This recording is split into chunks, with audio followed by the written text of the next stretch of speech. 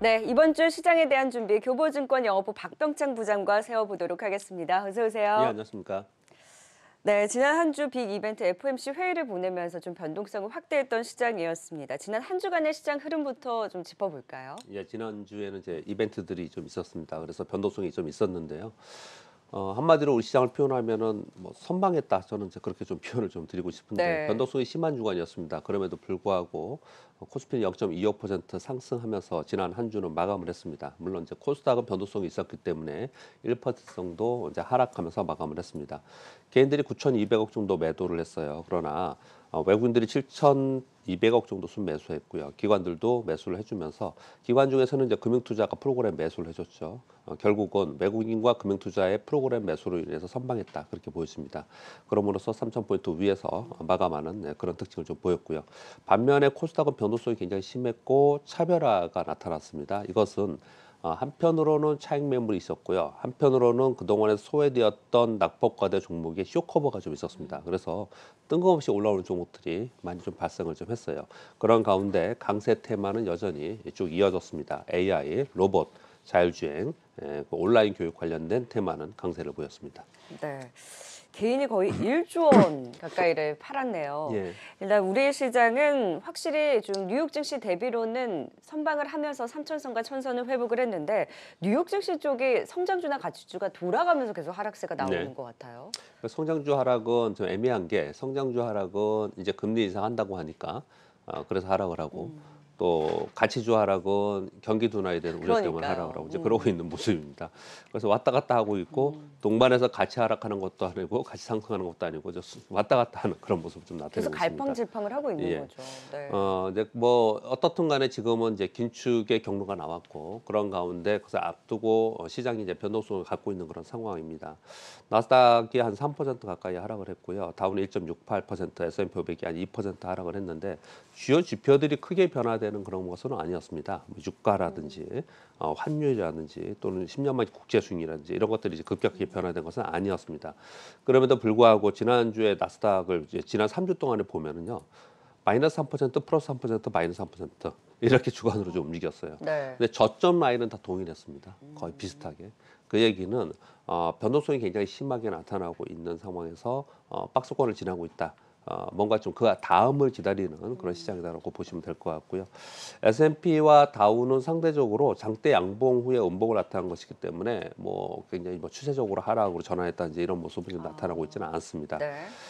주초에 FOMC 회의의 경계감 그리고 오미크론에 대한 경계감 이런 것으로 인해서 좀 약세가 있었는데 파월 회견이 있고 나서 곧바로 강세를 보였고요. 그럼 마지막에 또 다시 하락을 했잖아요. 이것은 지난주 금요일 날 소문에서 동시만기가 있었습니다. 네. 그래서 지난주 한 주는 빅 이벤트에 의해서 시장이 등락이 심했다. 그렇게 보시면 될 것 같습니다. 그 FOMC 회의와 또 동시 만기일까지 있다 네. 보니까 전반적으로 좀 변동성을 확대했던 뉴욕 증시였는데 지금 뭐 대세적인 하락에 대한 추세가 아니라 말 그대로 정말 변동성, 그러니까 네. 위아래 좀 등락이 나타나고 있는 시장입니다. 과연 이번 주는 그런 흐름이 좀 완화될 수 있을지 어떤 일정에 좀 더 포인트를 두고 지켜봐야 될까요? 사실 뭐 빅 이벤트는 끝났다라고 보고요. 이제부터 있는 이벤트들은 뭐 그렇게 그다지 큰 건 아닙니다. 네. 그 연말이지 않습니까? 아마도 다소 좀 소강 상태에 들어갈 시장으로 보여지고요. 근데 우리 시장에 영향을 많이 줄 수 있는 그런 부분들은 오늘 중국의 인민은행의 LPR 발표가 있습니다. 대출 우대 금리요. 네.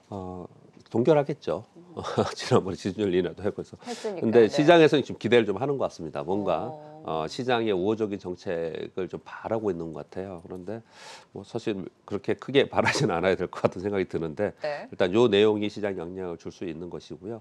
그리고 이제 내일 아침에 우리가 알 수 있는 마이크론 테크놀로지와 나이키 실적 발표가 있습니다. 마이크론 중요하죠. 예, 마이크론 테크놀로지는 지난 3분기에 지난 분기에 요 실적 발표했을 때 향후의 가이던스가 좋지 않았습니다. 마이크론 테크놀로지의 특징은 또 굉장히 보수적으로 발표합니다. 그래서 좋지 않은 것들이 나오면서 그러면서 반도체 가격이 4분기 떨어지느니 내년 상반기 내내 떨어지는 얘기가 그때부터 출발을 한 거예요. 그러니까 마이크론 테크놀로지 실적 발표는 우리 시장에 상당히 영향을 많이 준다. 왜냐하면 마이크론 테크놀로지의 가이던스에 의해서 삼성전자 하이닉스가 움직일 것이고 삼성전자 하이닉스는 우리 시장을 움직이니까 그렇죠. 이것이 이제 가장 중요하다고 보시면 될 것 같고요. 21일 날 한국 수출입 동향 발표가 있는데 이것은 섹터별로 영향을 줄 것이고요. 23일 날 미국의 11월 PC 개인 소득 지표가 발표됩니다. 뭐 이것도 굉장히 중요한 것이죠. 왜냐하면 고용 지표와 그리고 PC 지표를 연준에서 바라보는 것이니까. 그런데 이것이 중요했던 것은 연준이 정책을 어떻게 할 것이냐의 가늠자가 됐기 때문에 굉장히 중요한 거잖아요. 근데 발표됐잖아요, 이미. 그래서 네. 그 길로 다시 후퇴하는 것이 아니고 그 길로 갈 것이기 때문에 이것은 그냥 시장에서 바라보는 어느 정도 그냥 뭐랄까 노이즈로 그냥 작용을 하지 않을 거라고 생각하고요. 24일 날은 미국 휴장이에요. 크리스마스 이브고요. 그래서 독일, 영국 등 홍콩 뭐 반장만 열리거든요. 우리 시장은 다 열리죠. 네. 부러운데. 저희는 뭐 쭉 가죠. 예. 그래서 가만히 보시면은 24일부터 휴장이라고 하면은 뭐 24일 날 23일까지 열심히 일하고 딱 떠나느냐 그런 게 아니고 그래서 휴가 가는 사람들이 많이 있습니다. 그렇죠. 그렇게 그러다 보니까 전반적으로 시장에 노이즈들이 작용을 하면서 있지만 송환 상태에 좀 들어갈 가능성이 있는 것이고 우리 시장이 가장 중요한 것은 마이크론 테크놀로지의 실적 발표 그리고 한국의 수출 동향 발표 네. 그거 보시면 될 것 같습니다. 거의 주 초반에 있는 이제 또 일정이고 주 후반으로 가면서는 또 글로벌 증시 전반적으로 조기 이제 폐장이 있기 네. 때문에 좀 한산한 장에 대한 전망을 주셨다면 방향성은 그럼 이번 주 어떨까요? 또 갇혀 있는 장이 좀 나올까요? 갇혀 있겠죠. 일단 그렇죠. 갇혀 있을 거라고 이 보여지는. 3천선 천선에서 계속 왔다 갔다만 하고 지금 있어요. 3,050포인트를 5번째 돌파를 못 하고 있는 그런 네. 상황이에요. 지난주에 또 한 번 근처까지 갔었는데 또 거기 가니까 실망시키지 않고 기관이 매도를 또 했습니다. 그래서 기관 외국인들의 수급에 의해서 이 박스권 안에 갇혀 있는 그런 모습을 계속 나타내고 있습니다. 근데 그런 가운데 그러면은 이 위로 돌파할 것은 무엇이냐, 아래로 또 하향 돌파할 것은 무엇이냐 생각해봐야 되는데 아래로 하향 돌파에 대해서는 지금 우려를 하고 있는 것은 주말 내내 나온 오미크론에 대한 오미크론이죠. 걱정들 지금 하고 있어요. 그것이 어떻게 작용할지에 대해서는 정말 어려운 부분이에요. 그 부분은요. 다만 아래 하반 경기성이 예전보다 좀 생겼어요. 11월 달보다 더 많이 생긴 게 왜 그러냐면은 12월 달에 반등의 힘이 강했다라는 게 있고요. 그 반등의 힘이 이면에는 중국의 지준율 인하와 그리고 반도체 가격이 저점을 찍으면서 반도체 삼성전자 하이닉스가 반등을 하기 시작을 했기 때문에 시황의 심리가 안정화된 그런 부분이 좀 있습니다. 그래서 아랫부분에 대해서는 어느 정도 안정감이 좀 있고 위쪽을 좀 바라보는 그런 상황이다. 이렇게 보시면 될 것 같고 그런데 위로 가기 위해서는 그럼 뭐가 나타나야 되느냐? 지금 딱히 그런 게 없어요. 사실은 그런 게 없습니다. 다만 우리 1월 장세에 대한 기대감이 상당히 있죠. 지금 우리 시장이 12월에 이만큼 올라오고 잘 있었던 것, 그나마 제가 선방했다고 표현을 드렸는데 이렇게 있었던 것은 배당량 매수가 있었기 그렇죠. 때문에 그래요. 네. 만약에 그게 없었다면은 좀 위험했을 수도 있지 않습니까? 근데 이 배당량 매수는 또 1월 지나면 또 끝나요. 그럼 이제 1월에 가면은 또 다른 시장이 이어지거든요. 그래서 네. 거기에 대한 기대감이 시장에 좀 있는 것이에요. 그런 부분들을 생각해 봤을 때 위아래가 좀 갇혀있을 수밖에 없는 거고요. 연말이 이제 2주뿐이 안 남았어요. 사실 대규모 자금을 운용하는 운용사들은 아마도 휴가로 들어갈 것입니다. 그렇기 때문에 지금 연말에는 이제 수급 장세로 그냥 이루어진다. 어떤 사람은 배당에서 매수를 할 거고, 어떤 사람은 쇼커버 할 것이고, 또 어떤 사람은 이제 마감 클로징 매매할 거고, 또 과세회피 매도도 있을 것이고, 아니야 과세회피 매물 나오면은 나는 밑에서 사서 1월을 기다릴 거야. 이런 수급의 요인이 있는 것이지 전체적인 시장의 흐름에 있는 그런 부분은 아니라고 보시면서 시황보다는 그냥 내 종목에 관리하면서 내가 1월을 바라보면서 가는 그런 거래를 좀 해야 되지 않을까라고 생각을 하고 있고요. 코스피 시황 부분은 그렇게 생각하는데 코스닥에 있는 종목을 좀 관리를 할 필요가 있죠. 위험한 쪽으로 말씀드리는 게 아니고요. 어떤 종목들이 상대적으로 좀 강하게 있을 수 있을까? 상대적으로 연초에 코스닥이 강한 특징을 보이거든요. 이 부분에 대해서 자세히 조금만 설명드릴게요. 12월은 배당량 패시브 자금들이 유입이 됩니다. 1월은 종목형 액티브 자금이 훨씬 더 유입이 돼요. 그 수치를 좀 말씀드리면요. 2018년 이후에 12월 평균적으로 봤을 때 기관들이 1조 매수, 외국인들이 2천억 매수, 개인들은 1조 4천억 매도했고요. 1월 평균은요. 기관들은 6조 매도, 외국인들은 3,900억 정도 매수, 개인들이 5조 4천억 매수 이렇게 잡혀 있어요. 이건 물론 이거 수치는 좀 줄어들 겁니다. 왜냐하면 과거에 과세 회피 매물을 내놓고 저도 그렇게 투자를 많이 했어요. 12월에 매도해놓고 12월에 다시 사고 이런 거를 많이 했기 네. 때문에 극단적으로 이런 현상이 벌어졌는데 그런 극단적인 상황이 아니더라도 이런 일이 많이 벌어집니다. 기관이나 외국인들이 매수하는 구간에서는 고배당이나 낙폭과대, 쇼크오버 이러면서 대형주 위주로 움직이는 시장이 보이고요. 그래서 지난 한 2주 동안 보면 여러분 코스닥이 상대적으로 약하죠. 코스피가 더 강하잖아요. 근데 이건 시장의 특징이 지금 구간이 그렇다는 거고요. 개인들이 매수하는 구간에서는 이익 상향이나 목표 주가 상향하는 종목 그리고 강세 테마 종목들이 수익률이 강해요. 그렇기 때문에 지금 우리가 판단해야 될 것은 뭐냐면 전반적으로 내년 들어서는 이익 성장률이 좀 둔화된다고 하고 있기 때문에 그런 가운데 소위 구조적 성장하거나 신기술 디바이스에 의해서 움직이는 그런 섹터들에 있는 종목들이 지금 12월에 어떤 움직임을 보이고 있는지 거기에 맞춰서 이번 주도 그렇고 다음 주도 그렇고 한 2주 동안은 지나가는 그런 투자 전략이 좋지 않을까 생각합니다. 결국에는 내년 초에 있을 좀 이익이 상향되는 쪽에서의 네. 이런 정말 종목을 위한 좀 전략을 지금 좀 천천히 네. 세워보는 것도 중요하겠네요. 네. 자, 그렇다면 또 이번 주 어떤 이슈를 또 움직이게 될지 마감 이후부터 오늘 장 개장 전에 나온 뉴스들 또 하나하나 살펴보도록 하겠습니다. 주말 동안 나온 이슈입니다. 미국 증시 계속해서 변동성을 확대하고 있죠. 리비안이 10% 이상 급락하는 등 성장주 또 가치주 할 것 없이 일제히 하방을 확대하고 있습니다. 21일도 오미크론에 대한 바이든 대통령의 특별 연설이 예정된 가운데 경계감은 여전히 나타나고 있습니다.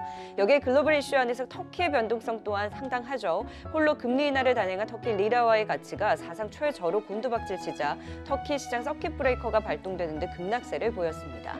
국내 이슈도 살펴볼까요? 동지 세미캠이 EUV 포토레지스트 국산화 개발에 성공하고 삼성전자의 신뢰성 시험을 통과한 것으로 알려졌습니다. 오늘 기대가 되네요.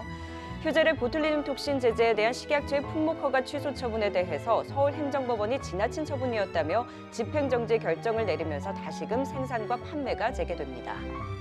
네, 삼성바이오 흐름 좋습니다. 모더나 백신 국내 생산 모멘텀을 안고 삼성바이오로직스가 레이버를 제치고 시총 3위에 올라섰습니다.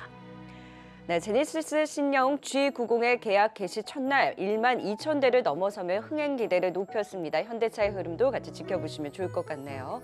네, 이슈 하나하나 살펴봤는데 어떤 영향이 또 있을까요? 맨 앞에 있었던 그 리비안 10% 급락 있지 않습니까?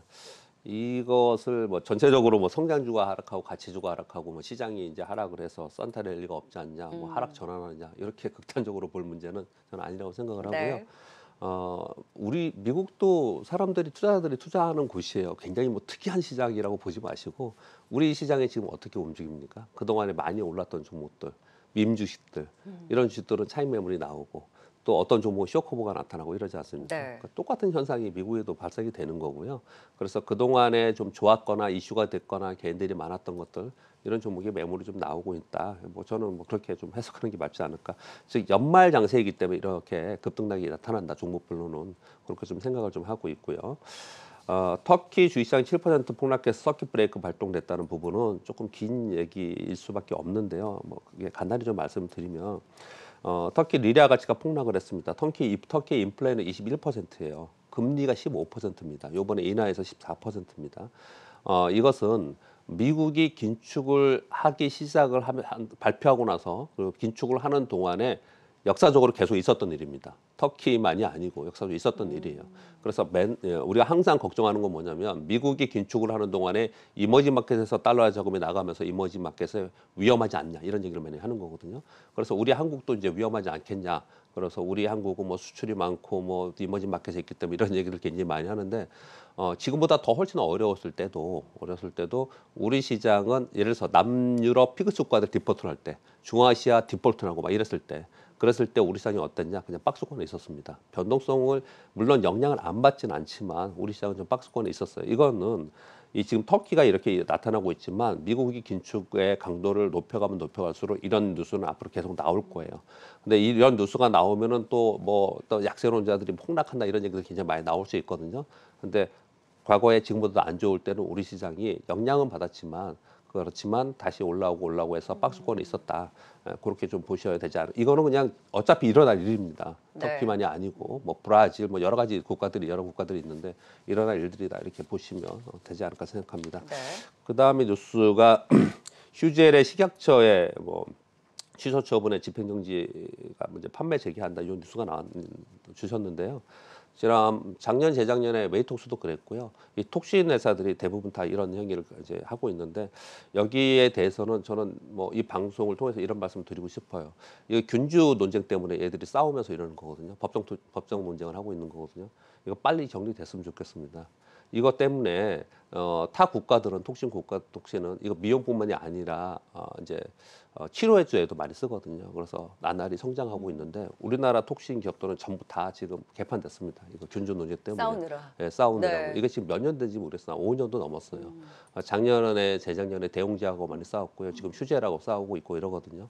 이거 뭐 어떻든 기조를 정해줘가지고 매듭을 지어줘야지 우리나라 기업들이 성장할 수 있는데 그런 과정 속에 지금 이런 것 중에 그냥 하나 나타난 것이고요. 이게 특별한 게 아니고요. 어떤 쪽에서 소송하고 소송했더니 반대로 또 그냥 이거 뭐 집행정지 효력 정지 해달라고 하니까 그럼 해주고 또 판매하고 뭐 이런 과정을 지금 계속 진행하고 있는데 그런 과정 중에 하나라고 보시면 될 것 같습니다. 그리고 동지 세미캠의 EUV 포토레시스트 개발 네. 성공 요거는 중요한 내용이겠죠. 이거 일본 수출 규제가 있었던 분야입니다.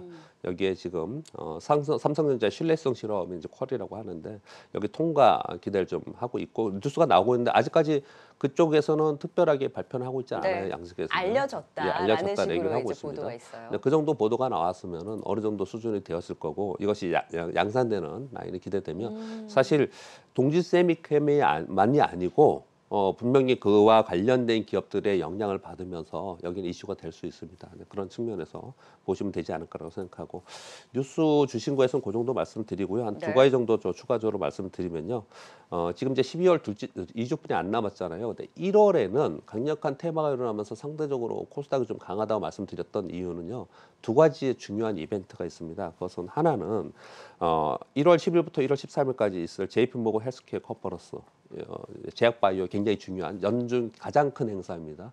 여기에 관련된 것들이 12월에 이미 움직여요. 그래가지고 이쯤 되면은 또 이제 소멸돼서 빠지고 이러거든요. 근데 여하튼간에 이런 것들이 테마를 이루어진다. 그래서 요즘 보시면 여러분 제약바이오 종목들 뜬금없이 많이 올라오잖아요. 맞아요. 예, 이런 영향을 받는다.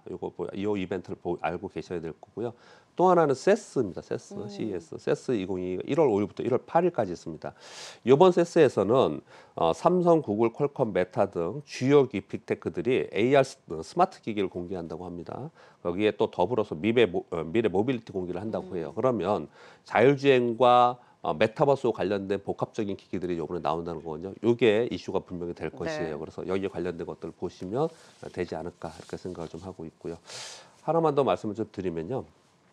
테마들이 순환하고 있는데 최근 테마에 대해서 잠깐 말씀 좀 드려볼게요.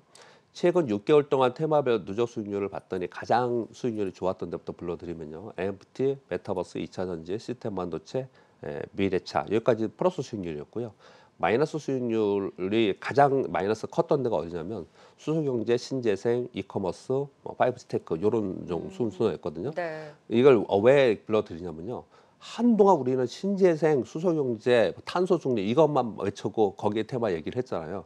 근데 지금은 그쪽은 쑥 들어가고 다른 쪽이 수익률이 높았어요. 그러다가 NFT, 메타버스, 2차 전지가 한동안 좋았거든요. 이게 지금 6개월을 말씀드린 건데 최근 1개월만 따로 떼서 말씀드리면요. 1개월 동안 가장 좋았던 데는 5G 테크, 시스템 반도체, 자율주행이었어요. 변화되고 있다는 거예요. 테마가. 요거는 1월까지 이렇게 갈 가능성이 상당히 높습니다. 네. 그래서 요걸 다시 한번 말씀드리면요. 메타버스 자율주행 스마트폰에 복합 기술이 있는 곳들이 가장 강합니다. 여기가 어디냐면은 카메라, MCU, 맞춤 반도체, 엣지 컴퓨팅, 그리고 초저지연 통신, 인공지능 요게 돼 있는 거거든요. 요게 최근에 움직임이 나타나고 있죠. 그런데 1월에 세스도 있고 하기 때문에 이런 것들이 계속 이어질 수 있다. 이렇게 말씀드리겠습니다. 그러면 이번 주도 관심 가져볼 종목이 이쪽 분야겠네요. 그렇습니다. 네, 네, 어떤 저도 종목들 볼까요? 거기에 그냥 이렇게 말씀을 드리겠고요. 메타버스 한참 올랐다 지금 조정 보이잖아요. 네. 근데 메타버스를 우리는 맨날 게임만 생각하고 그러는데 생각해 보세요. 메타버스 구현이 되기 위해서는 거기 3D 모듈이 있어야 되고 카메라가 있어야 되고 여러 가지 다 들어가야 되잖아요. 그리고 자율주행도 복합적입니다. 그 기술이 복합적으로 맞아요. 들어가요. 스마트폰도 복합적이에요. 여기에 복합적으로 들어가야지만 되는 기술들이 어떤 것이냐 그러니까 생각해 하드웨어 봤을 때 쪽으로 조금 더 보시는군요. 그렇습니다. 네. 저는 뭐 하드웨어 쪽으로 항상 말씀을 드리고 있는데요. 네. 그래서 그런 종목들을 좀 봐야 되지 않나 생각해서 아까 쭉 어떤 기술들이냐 말씀을 드렸던 건데요. 그중에 이제 대표적으로 카메라가 최근에 많이 올라오긴 했지만 이제 연관되어 가지고 같이 여러분들이 보시면 될 것 같고요. 뭐 그런 종목들 몇 가지 말씀드리면 서진 시스템 같은 경우에는요. 2차 전지 소재 그리고 장비 소재 그리고 반도체 장비 소재 그리고 5G 뭐 이렇게 걸려 있잖아요. 예를 들어 차량용 네. 반도체도 있고요. 네, 그런데 이렇게 같이 복합적으로 있는 종목을 좀 여러분 보시면 어떤가 생각을 해서 네. 서진 시스템이나 KINX, MC넥스 이런 종목 한번 공부해 보시면 어떤가 그렇게 소개를 드리고 이 종목들이 아니더라도 이렇게 지금 말씀드린 기술에 들어가 있는 종목들 있잖아요. 여러분 요즘엔 좋아서 포털을 보면은 관련 종목이 막 리스트가 뜨잖아요. 그런 종목들의 복합적인 종목들을 좀 찾아보시면 좋지 않을까 생각합니다. 다 교집합이 있는 정말 네. 메타버스라든지 자율주행이라든지 이런 교집합의 이런 북한 모멘텀을 함께 가지고 있는 종목들 중심으로 오늘은 서진 시스템과 KINX 그리고 MC넥스에 대해서 소개해 주신 만큼 또 전략 세워보시는데 참고해 보시면 좋을 것 같습니다. 네, 지금까지 주간 전략 세워봤습니다. 교보증권 영업부 박병창 부장이었습니다. 말씀 예, 고맙습니다. 감사합니다.